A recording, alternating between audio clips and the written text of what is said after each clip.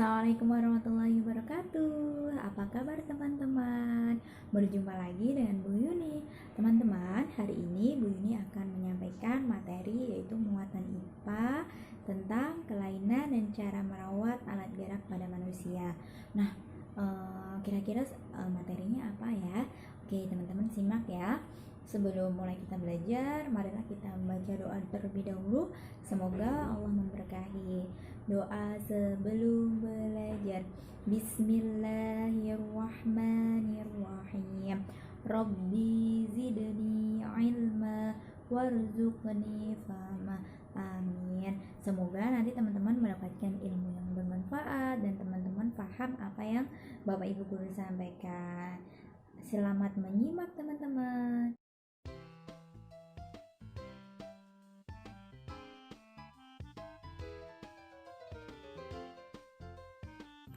Teman-teman semua, sebelum Bu Yuni membahas materinya, marilah kita sama-sama merenungkan terlebih dahulu bahwa Allah telah menciptakan manusia dengan sebaik-baiknya bentuk ya, dengan sempurna, kemudian dilengkapi dengan alat gerak yang tujuannya adalah untuk mempermudahkan manusia dalam melakukan aktivitas setiap hari.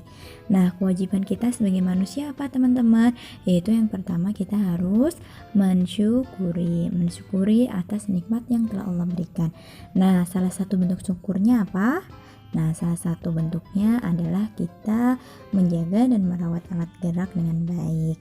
Nah, kira-kira bagaimana ya caranya? Cara menjaga alat gerak tubuh manusia biar tetap sehat?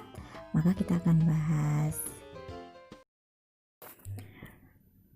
Pada pelajaran yang pekan lalu, teman-teman sudah mendapatkan materi alat gerak ya, alat gerak pada manusia dan alat gerak pada hewan. Nah, alat gerak pada manusia itu dibagi menjadi dua, yaitu tulang dan otot. Kalau tulang itu alat gerak pasif, kalau otot itu alat gerak aktif. Insya Allah teman-teman sudah paham dan kita akan belajar lagi bagaimana cara merawat alat gerak pada manusia.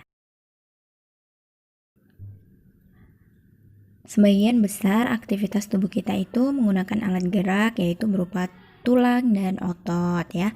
Ketika berjalan, berlari, memegang benda, membawa benda, ketika mau menulis, berolahraga, itu semua mengakibatkan ya alat gerak berupa tulang dan otot. Nah, otot-otot rangka dalam manusia itu dapat mengalami kecelakaan ya atau cedera. Itu karena ada gangguan ataupun kecelakaan yang ada dalam alat gerak kita. Nah, kita bahas apa aja itu kelainan atau penyakit pada tulang pada manusia dan otot manusia. Yang pertama yaitu fisura. Nah, fisura ini teman-teman coba perhatikan bahwa di sini terlihat tulangnya sedikit retak ya. Nah, fisura itu adalah kelainan pada tulang karena kecelakaan. Nah, tulangnya itu tidak sampai patah namun hanya retak. Itu adalah namanya fisura. Tulangnya bisa disambung lagi dengan sedemikian rupa. Nah, kemudian fraktura.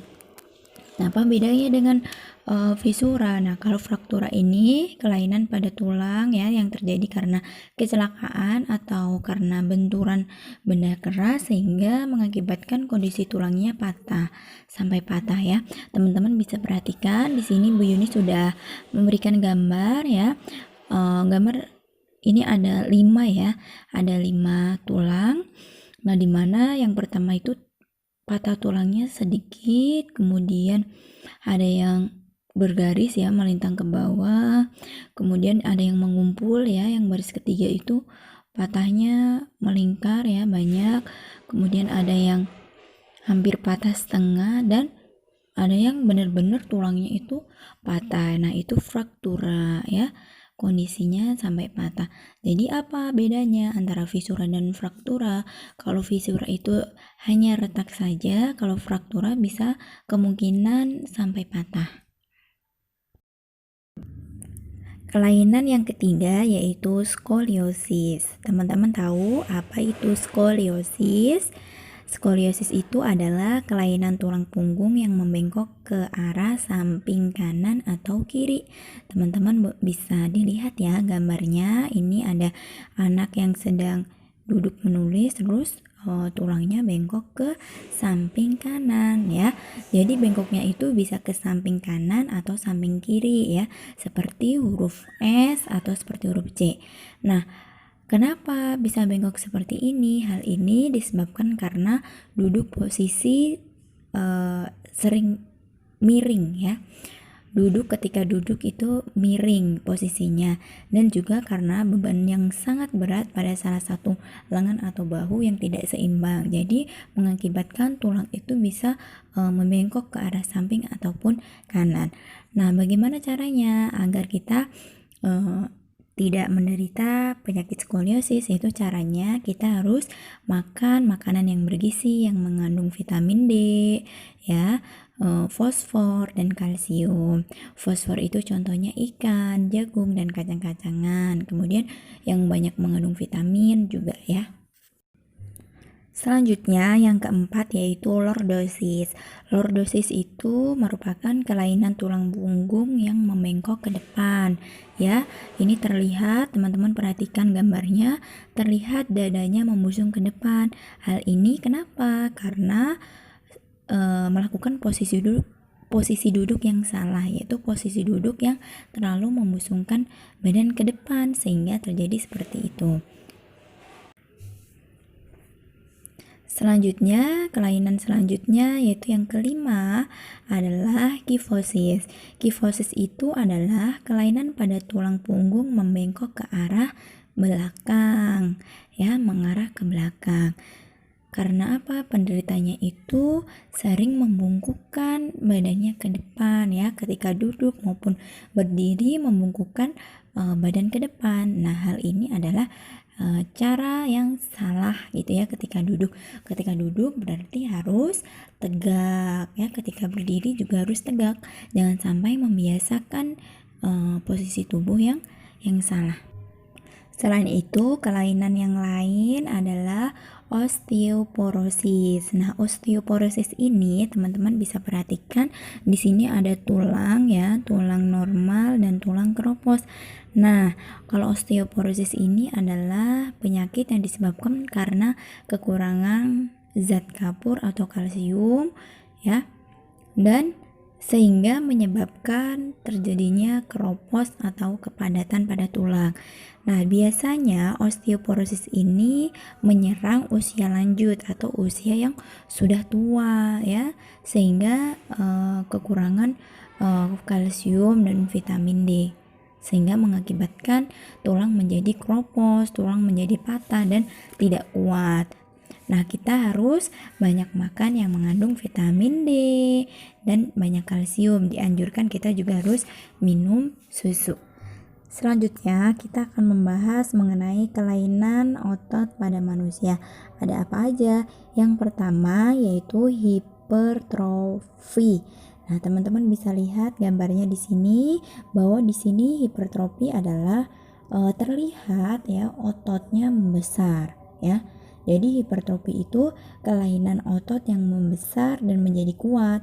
Kenapa? Karena biasanya manusia telah melakukan kegiatan yang berlebihan sehingga mengakibatkan ototnya semakin membesar.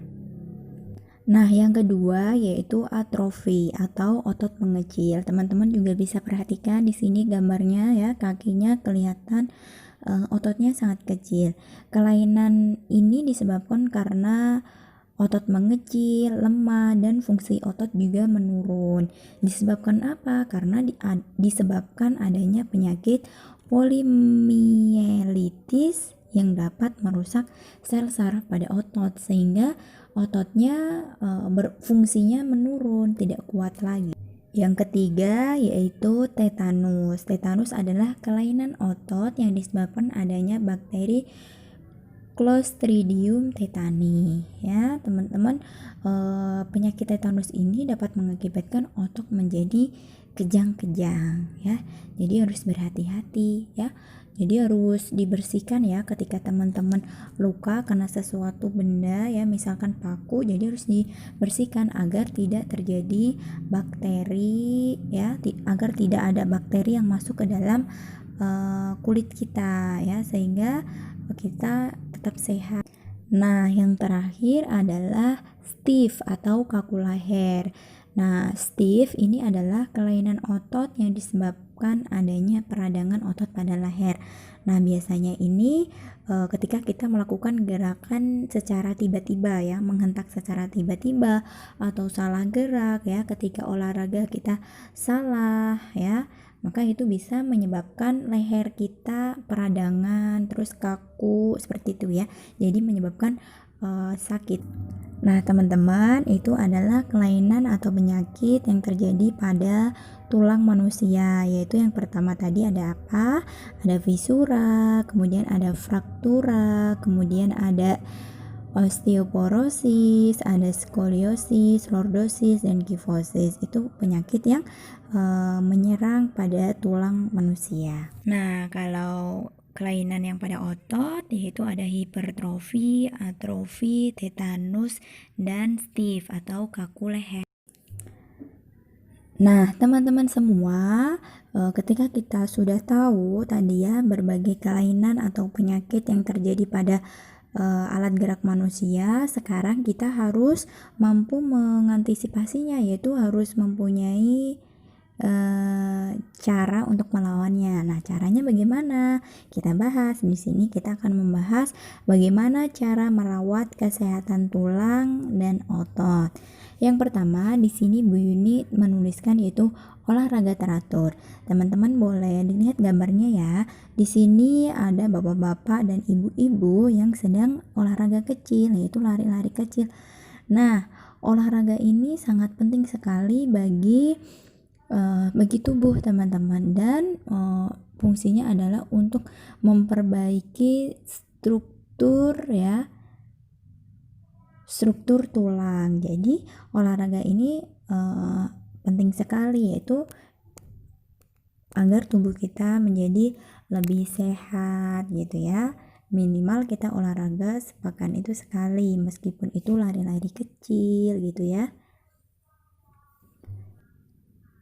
Cara yang kedua yaitu untuk merawat kesehatan tulang dan otot adalah mengonsumsi makanan dan minuman yang mengandung kalsium. Teman-teman boleh dilihat ya, di samping kanan ada gambar. Nah, di sini makanan apa aja yang mengandung kalsium, yaitu contohnya ada kacang-kacangan, kemudian ikan, kemudian brokoli, kemudian ada sayur ya, sayur bayam, ada keju, buah-buahan, itu adalah yang mengandung kalsium. Kemudian minumannya yaitu susu ya. Teman-teman harus lebih banyak mengkonsumsi makanan yang mengandung kalsium. Jadi bukan hanya karbohidrat saja, akan tetapi kalsium ini sangat penting sekali untuk kesehatan tulang kita. Nah, yang ketiga adalah berjemur di pagi hari. Teman-teman, di sini cara yang ketiga adalah berjemur di pagi hari. Nah, berjemurnya itu ketika matahari masih pagi hari ya, bukan yang di siang hari. Itu sekitar, yang bagus itu sekitar pukul 10-11. Teman-teman boleh berjemur 10-20 menit juga sudah cukup. Dilakukan setiap hari agar kita mendapatkan vitamin D ya dari sinar matahari yang membantu proses penyerapan pada kalsium kita. Cara yang keempat yaitu menghindari kebiasaan sikap tubuh yang salah. Nah, di sini Bu Yuni punya gambar, kira-kira mana gambar yang benar ya, posisi duduk yang benar. Nah, betul, yaitu yang pertama nih, yang hijau ya, yang dicontreng, itu adalah posisi duduk yang benar, yaitu tegak gitu ya. Kemudian yang kedua ini sedikit membungkuk, itu salah ya, karena nanti dapat mengganggu tulang kita. Jadi posisi duduk yang benar adalah yang tegak ya, supaya menghindari apa? Menghindari nanti terjadi kecelakaan atau cedera pada tulang kita. Yang kelima yaitu mengetahui cara mengangkat barang yang berat. Ketika mau mengangkat barang yang berat, jadi kita harus tahu caranya ya. Jangan sampai kita mengangkat benda yang berat dengan cara yang salah. Itu nanti akan berakibat fatal terhadap alat gerak kita. Nah, di sini ada gambar, teman-teman perhatikan.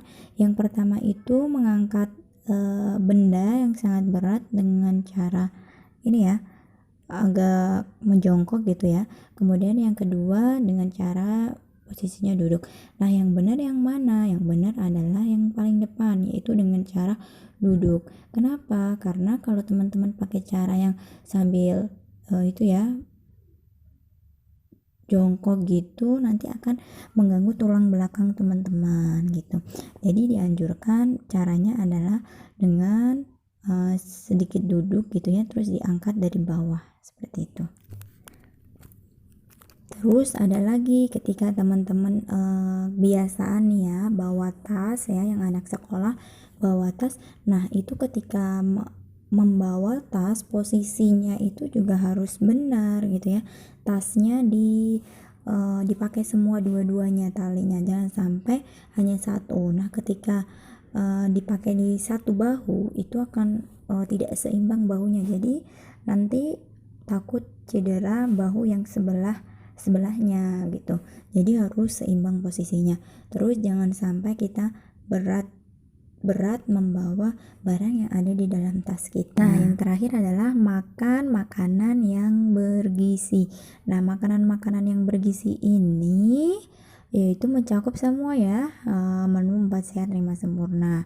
Ya, ada karbohidrat, protein, di situ mencakup lauk pauk, sayur, buah-buahan, ya, susu dan minuman yang lainnya.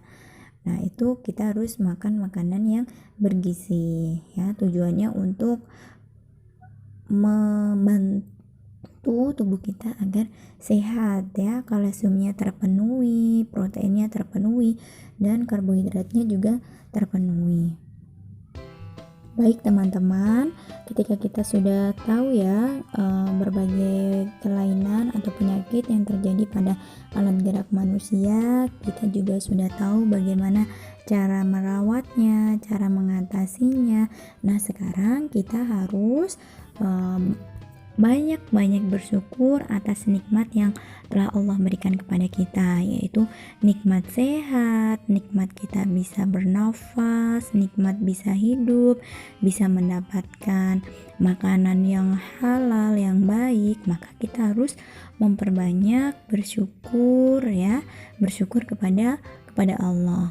Dan kesehatan itu adalah anugerah dari Allah, maka kita harus bersyukur ya.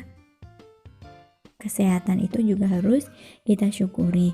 Teman-teman, ketika kita menghitung nikmat Allah, maka kita tidak akan mampu menghitung nikmatnya, karena begitu banyak nikmat yang telah Allah berikan kepada kita. Nah, kita sebagai hamba yang baik, kita bersyukur dan kita menaati segala perintah yang telah Allah berikan. Masya Allah ya teman-teman, semoga kita menjadi hamba yang terbaik ya, mukmin yang kuat ya, sehingga kita bisa melaksanakan perintah Allah, bisa beribadah dengan baik. Gimana teman-teman semua, sudah mendengarkan penjelasan dari Bu Yuni? Alhamdulillah, semoga teman-teman semua paham apa yang disampaikan oleh Bu Yuni, dan teman-teman juga bisa mengaplikasikan dalam kehidupan sehari-hari. Semoga teman-teman semua dalam keadaan sehat dan terus semangat dalam belajar. Sekian penjelasan dari Bu Yuni, kurang lebihnya mohon maaf. Billahi taufiq wal hidayah. Wassalamualaikum warahmatullahi wabarakatuh.